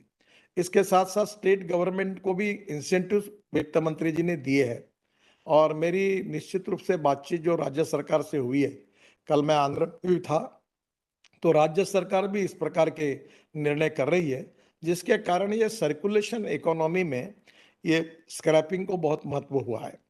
हमारी ऑटोमोबाइल इंडस्ट्री का साइज 7.5 लाख करोड़ है और हमारा उद्देश्य है कि 5 साल के अंदर 15 लाख करोड़ का करना। ये इंडस्ट्री ने सबसे ज्यादा हमें रेवेन्यू जीएसटी के रूप में स्टेट और भारत सरकार को देती है। 4,500 करोड़ जॉब इसने क्रिएट किए हैं। और अगर ये जब 15 लाख करोड़ की इंडस्ट्री बनेगी तो हमारा एक्सपोर्ट भी बढ़ेगा, देश के लिए वेल्थ भी क्रिएट होगी, एम्प्लॉयमेंट 5 करोड़ की नहीं होगी और उसके साथ हमारा जीएसटी रेवेन्यू भी डबल हो जाएगा। तो मुझे लगता है कि इसके बारे में अभी हम लोग एल्यूमिनियम इंपोर्ट कर रहे हैं, कॉपर इंपोर्ट कर रहे हैं, प्लास्टिक भी कभी इंपोर्ट करते हैं, रबर भी इंपोर्ट कर रहे हैं। स्वाभाविक रूप से अनेक ऐसे स्पेशियस मेटल्स हैं जो स्क्रैपिंग के कारण हमको मिलेंगे, जिससे हम लोग ऑटो कंपोनेंट्स की कॉस्ट 25 से 30% कम कर सकते हैं और जिसके कारण हम और इंटरनेशनल मार्केट में इकोनॉमिकली वायबल होंगे और उससे हमारा सेल भी बढ़ेगा और वर्ल्ड के सभी ब्रांड्स हमारे यहाँ हैं। और एक क्षेत्र ऐसा है कि जो आत्मनिर्भर भारत बनाने में उपयोगी होगा। तो स्क्रैपिंग पॉलिसी के बारे में एक बात थोड़ी सी हमें स्टेक होल्डर से भी सहयोग चाहिए कि पुरानी गाड़ी को स्क्रैप करने के बाद, पुरानी ट्रक और बस को स्क्रैप करने के बाद जब नई बस ट्रक हम लेने के लिए जाएंगे तो उसके सर्टिफिकेट के आधार पर जहां जाएंगे नया व्हीकल लेने के लिए, उन्होंने भी कुछ कंसेशन ऑफर करने चाहिए, ऐसा मेरा आग्रह रहा है। एक तरफ सरकार से कुछ टैक्स एग्जम्पशन चाहिए, ये भी मार्केट की लोगों की डिमांड है। हम उसके लिए फाइनेंस मिनिस्टर से लगातार चर्चा भी कर रहे हैं, कोशिश कर रहे हैं। और दूसरी ओर जो स्टेक होल्डर्स है मार्केट में, जो मैन्युफैक्चरर है, उन्होंने भी नए व्हीकल के लिए कंसेशन देना चाहिए। ये बड़ी विन विन सिचुएशन है। तो इसके बारे में भी हम स्क्रैपिंग को सक्सेस करने के लिए करेंगे। राज्य सरकार में स्क्रैपिंग के बारे में जो जो सहयोग है उसमें कुछ कमियां हमारे तरफ से कानून बनाते समय आई थी। हमने इसको शिथिल करके, ट्रांसपेरेंट करके इसको बहुत लिबरल किया है। और अभी तो टेक्नोलॉजी ऐसी बदली कि परसों ही मैंने टाटा के प्लांट का जयपुर का उद्घाटन किया, तो पूरा स्क्रैपिंग यूनिट जो एक समय 40 करोड़ में था वो 15-16 करोड़ तक हो जाएगा। तो मुझे लगता है इसमें इंडिजिनियस मशीनरी भी डेवलप हुई है और ये एल्यूमिनियम, कॉपर, स्टील, इसको डिमांड भी है, ऑटोमोबाइल कंपनी वाले ही तुरंत उसको ले लेंगे, ऐसी स्थिति है। फिर हमने रबर जो है, यूज रबर से रबर पाउडर जो है वो हम बिटुमिन में ऐड कर रहे हैं। उसके साथ साथ प्लास्टिक को भी हमने रोड में ऐड करने के बारे में निर्णय किया है। गार्बेज के बारे में जो म्यूनिसिपल वेस्ट है, जो अहमदाबाद में 20 लाख टन हम लोग डोलेरो अहमदाबाद रोड में डाल रहे हैं, उसकी भी पॉलिसी बनाने के बारे में एनएचआई को मैंने कहा है। एक इम्पॉर्टेंट चीज है कि जो बड़े बड़े इंडस्ट्रियल कॉरिडोर्स हम बना रहे हैं, विशेष रूप से जहाँ ट्रैफिक बहुत ज़्यादा होने वाला है, वहाँ पोल्यूशन ज़्यादा होने वाला है। तो एक तरफ लॉजिस्टिक कॉस्ट कम करते समय पोल्यूशन कम करने के लिए पर्टिकुलर दैट एरिया में कार्बन डाइऑक्साइड को एब्जॉर्ब करने वाला प्लांटेशन स्पेसीज सिलेक्ट करके लगाकर ये भी कैसे कम होगा, इसकी भी हम योजना करेंगे। हम कॉयर को भी यूज कर रहे हैं। विशेष रूप से अभी हमने बाम्बू का एक क्रैश बैरियर अप्रूव किया है, जो हमारे लिए स्वदेशी के विचार के दृष्टि से बहुत अच्छा है। देश में आसाम में, नॉर्थ ईस्ट में बहुत अच्छा बाम्बू बनता है। तो ऐसी अनेक इनिशिएटिव हमने लिए और डिजिटल रोड कंस्ट्रक्शन, इसके ऊपर भी काफी हम काम कर रहे हैं। जो कुछ आपके सुझाव आए, इसमें विशेष रूप से कॉन्ट्रैक्टर ने अगर कोई नई टेक्नोलॉजी लाई और वो 5 साल की डिफेक्ट लायबिलिटी की गारंटी लेता है, तो उसको प्रोत्साहित करने की आवश्यकता है। उसके बारे में इफ एंड बट्स में कानून करते रहेंगे तो कोई नया नॉलेज और नई टेक्नोलॉजी यूज नहीं करता। जब वो आपको जितनी डिफेक्ट लायबिलिटी है उसके बारे में बैंक गारंटी के ले रहा है, तो हम उसको प्रोत्साहित करें। तो इसमें भी हम निश्चित रूप से करेंगे। जो आपने विशेष रूप से कहा है कि जो इन्वेस्टमेंट में बीओटी के साथ साथ जो मोनेटाइज करने के हमारे 3-4 प्रथा जो सिस्टम्स हैं, उसमें भी हम लोग आपने जो सुझाव दिए उसके ऊपर विचार करेंगे। एक राज्य सरकार को स्क्रैपिंग के बारे में कॉन्फिडेंस में लेना और उन्होंने उनकी पुरानी बसेस और सब व्हीकल को स्क्रैप करके नए लेना, उसके बारे में विशेष रूप से जो स्टेट कॉरपोरेशन है, ट्रांसपोर्ट कॉरपोरेशन, उनके बारे में बैठकर कोई फाइनेंसर को अभी 5,500 बसेस का, इलेक्ट्रिक बसेस का टेंडर निकाला गया है। तो क्या उसमें फाइनेंसर को लेकर ट्राइपार्टी एग्रीमेंट बनाकर हम उसमें कोई मैकेनिज्म बना सकते हैं क्या? तो ये भी हम लोग ऑलरेडी उसके ऊपर भी काम कर रहे हैं। इनविट, टीओटी, मोनेटाइजेशन प्लान्स जो है, उसके बारे में भी हम लोग किस प्रकार से और इसको आपके सुझाव के आधार पर करेंगे, वो भी विचार करेंगे। जो टैक्सेशन का इश्यू है उसके बारे में फाइनेंस को भी हम रखेंगे उनके सामने। ग्रीन इकोनॉमी और सर्कुलर इकोनॉमी, ये हमारी इस समय के बजट की विशेषता रही है और इसलिए हमारे सेक्टर में सर्कुलेशन इकोनॉमी क्या हो सकती है, इसकी भी पॉलिसी हम बनाकर उसके बारे में कॉन्ट्रैक्टर को उसके रूप से इनकरेज करेंगे। और ग्रीन इकोनॉमी को बहुत अच्छी प्रायोरिटी भी हम दे रहे हैं। जैसे फ्यूल से मैंने बात की है कि अभी आप परली से बायो बिटुमिन CSR और सेंट्रल रिसर्च रोड ऑर्गेनाइजेशन ने टेक्नोलॉजी अप्रूव की है। हम ओडिशा में उस बिटुमिन का उपयोग कर रहे हैं। अभी हमारे यहाँ 80 लाख टन बिटुमिन लगता है, उसमें से 50 लाख टन इंडियन रिफाइनरी देती है और 30 लाख टन हम लोग इंपोर्ट करते हैं। इसके बजाय जो जानकारी और जो रिपोर्ट मुझे दिया गया है कि ये परली से राइस स्ट्रॉ से बनने वाला बिटुमिन उससे भी अच्छे क्वालिटी का है। इसका पहला स्टेज उड़ीसा में बना रहे हैं। उसके ट्रायल करने के बाद हम पॉलिसी बनाकर ये बिटुमिन खरीदी करेंगे, जिससे किसानों को भी जो एस्पिरेंट डिस्ट्रिक्ट है वहाँ बहुत बड़ा फायदा होगा कि हमारा देश का किसान अन्नदाता से ऊर्जादाता बनेगा, अब ऊर्जादाता से बिटुमिन दाता भी बनेगा। तो निश्चित रूप से इसका भी इकोनॉमी में बहुत फायदा होगा। एक बात जो है कि एडॉप्शन ऑफ टेक्नोलॉजी में मुझे मालूम है कि मैं 8 साल में कहने के बाद भी कोई बहुत ज्यादा परिणाम नहीं हुआ है। इसका कारण एग्जिस्टिंग जो पहले से जो पॉलिसी होती है उसमें बदलने में काफी बड़े प्रमाण पर हेजिटेशन होता है। क्या होगा? तो कभी ना कभी डिफेक्ट लायबिलिटी को कायम रखकर फिर अगर कॉन्ट्रैक्टर ये नई टेक्नोलॉजी लाता है तो इसमें कभी कभी उसका सेविंग होता है। अब नई टेक्नोलॉजी लाता है, रिस्क लेता है, तो उसका सेविंग होता है। तो हमारे लोग कहते हैं वो सेविंग होता है तो वो पैसा वापस करे, ऐसा करे तो कोई टेक्नोलॉजी लाएगा ही नहीं। तो इसके बारे में भी जो प्रधानमंत्री जी ने विशेष रूप से आग्रह किया है कि नई टेक्नोलॉजी का एडॉप्शन करना और हर समय नई टेक्नोलॉजी का उपयोग करना। और ये बहुत अच्छी बात हुई कि आज के ये दिन इन सब बातों के बारे में हमें आपसे चर्चा करने का अवसर मिला है। अभी परसों ही ये कहा था कि जो ग्रीन एक्सप्रेस हाईवे बन रहे हैं इसमें जो एक्सिस कंट्रोल कंपाउंड वाला बना रहे हैं वो ठीक नहीं है। मैंने कहा ये ऐसी नहीं होनी चाहिए, कोई कुत्ता घुस जाता है, कोई ये बिल्कुल नहीं होना चाहिए। ये 100% लीक प्रूफ होनी चाहिए। तो हमने इसके बारे में, डिजाइन के बारे में एक कंपटीशन कॉल की है कि प्री कास्ट का उपयोग करके और ऊपर में तार लगाकर ऐसी कैसी एक एयर टाइट ऐसी सिस्टम बना सकते हैं कि जिसके कारण रिस्क नहीं होगी। क्योंकि एक कुत्ता अगर हाईवे पे आ जाएगा और 150 120 के स्पीड में अगर बस और रहेगी, कार रहेगी, तो एक्सीडेंट होगा तो बहुत मुश्किलें पैदा होगी। पहले ही हमारे रोड सेफ्टी हमारी प्रायोरिटी है। तो स्वाभाविक रूप से ऐसी बहुत सी बातों में अनुभव से जो बातें ध्यान में आती है उसमें सुधार करना, कॉस्ट ऑफ कंस्ट्रक्शन को कम करना और क्वालिटी ऑफ कंस्ट्रक्शन को इम्प्रूव करना, ये विशेष रूप से हमने आग्रह से सामने रखा है। और इसके लिए बेस्ट प्रैक्टिसेस, बेस्ट टेक्नोलॉजी को इंकरेजमेंट देना, वेस्ट मटेरियल को यूज करना और लॉजिस्टिक कॉस्ट को कम करना, और उसके साथ प्रदूषण को एक तरफ कम करते हुए इकोनॉमिक ग्रोथ को बढ़ाना और इसमें नई रोजगार का निर्माण करना और वेल्थ क्रिएट करके हिंदुस्तान को आत्मनिर्भर भारत बनाते समय वर्ल्ड की नंबर 1 की सुपर इकोनॉमी बनाने का, $5 ट्रिलियन बनाने का जो प्रधानमंत्री जी का विजन है उसके अनुसार उसको लगने वाली जितनी आवश्यक बातें उसमें सुधार करना। तो मुझे बहुत खुशी है कि आपके सुझाव मैंने भी पूरे नोट कर लिए हैं और विशेष रूप से हमारी सचिव और हमारी बाकी भी डिपार्टमेंट के सचिवों ने इसको लिखा है जो पूरी तरह से।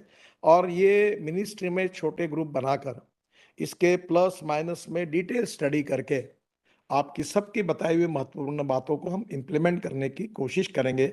और आप सबके सहयोग से कोऑपरेशन, कोऑर्डिनेशन एंड कम्युनिकेशन, ये गति शक्ति, PM गति शक्ति की सबसे बड़ी विशेषता है कि हमारे डिपार्टमेंट के बीच में भी कोऑपरेशन, कम्युनिकेशन और कोऑर्डिनेशन हो, वैसे स्टेक होल्डर के बीच में भी इस प्रकार का कोऑर्डिनेशन हो।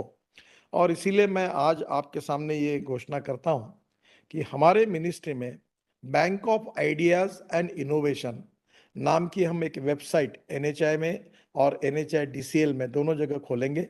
और इसमें जो आपके सुझाव आते हैं, जो प्रधानमंत्री जी का आग्रह है कि बजट के पहले भी लोगों से चर्चा करनी चाहिए, बजट के बाद में भी करनी चाहिए, और जो प्रैक्टिकल लेवल पर, ग्रास रूट लेवल पर जो काम करते हैं वो समस्याओं को समझते भी अच्छी तरीके से, तो उनके अनुभव का उपयोग करके ये सजेशन, सुझाव, bank of ideas and initiatives, इसमें हम ये आपसे लगातार कांटेक्ट में रहेंगे और जो उद्दिष्ट प्रधानमंत्री ने दिया है उसको पूरा करने की कोशिश करेंगे।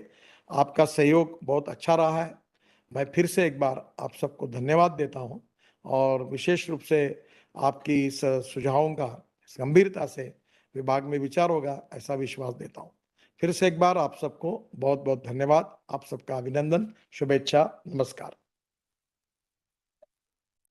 Shri Nitin Jairam Gadkari ji, Honorable Minister Road Transport and Highways, Shri Piyush Goyal ji, Honorable Minister Commerce and Industry, Consumer Affairs, Food and Public Distribution and Textiles. It is a privilege to propose the vote of thanks at the closing session of the webinar on the budget Saptarishi theme of infrastructure and investment, improving logistics efficiency with PM Gatishakti National Master Plan. At the outset, we were privileged to hear Honorable Prime Minister in the opening session today, where Honorable Prime Minister gave us the guiding principles for infrastructure development and laid down the framework for our deliberations today. We all are indebted to the Prime Minister for sharing his vision and making all of us a part of his mission to make India great through the path of inclusive development, particularly accelerated infrastructure development, which is smart, efficient, and world-class. I also thank all the honorable ministers who were present in the opening session. On behalf of MORTH, DPIIT, and MOPSW, I would like to extend our deepest gratitude to Shri Nitin Gadkari ji, Honorable Minister, Road Transport and Highways, and Shri Piyush Goyal ji, Honorable Minister, Commerce and Industry, for joining us in this webinar and the plenary session and giving guidance as well as sharing their vision. Your guidance will enable us to achieve the objective of today's webinar by finding innovative ways to address the issues flagged today. I express my heartfelt gratitude to Shri Anurag Jain sir, Secretary DPIT, Srimati Alka Upadhyay ma'am, Secretary MORTH, and Shri Sudhansh Pant sir, Secretary Shipping, for their guidance in making this webinar a success indeed. I also thank the organizing teams in DPIIT, Shipping, and MORTH for their tireless efforts in ensuring smooth execution of this webinar. In particular, I am indebted to Madam Sumita Dabra ji, Special Secretary Logistics, for her constant guidance and support, and Shri Bhushan Kumar ji, Joint Secretary MOPSW, for his support. I would like to make a special mention and thank Mr. Suresh Goyal, CEO HIM PL NHEI InvIT, for his constant and critical support in involving the private sector stakeholders. Most importantly, sincere thanks are due to all the esteemed speakers in the opening as well as the 3 breakout sessions who have been closely associated with this webinar and have participated actively in the discussions. I express my sincere appreciation for all of them for sharing their valuable insights and knowledge with us today. Their presence and focused contributions have truly made a significant impact and made the discussions meaningful. As they have requested, we will be sharing these 3 presentations presented by our respected secretaries with them after this webinar.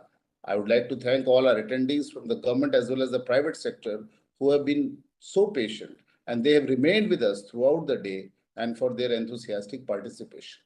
Your presence has made this event all the more special, and we also hope that you have found this experience enriching and rewarding. It was heartening to see nearly 2,000 plus guests who were listening to Honorable Prime Minister and then participate in the breakout sessions thereafter. Finally, I thank once again the organizing teams in DPIIT, Shipping, and MORTH for their tireless efforts in ensuring smooth execution of this webinar. Thank you.